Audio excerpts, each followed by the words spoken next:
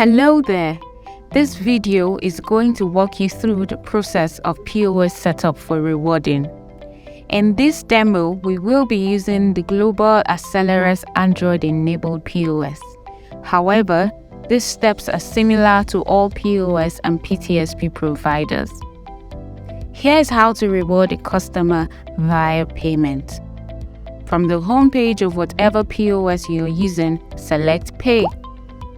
Select Purchase. Select Purchase again. Input the amount and select Pay.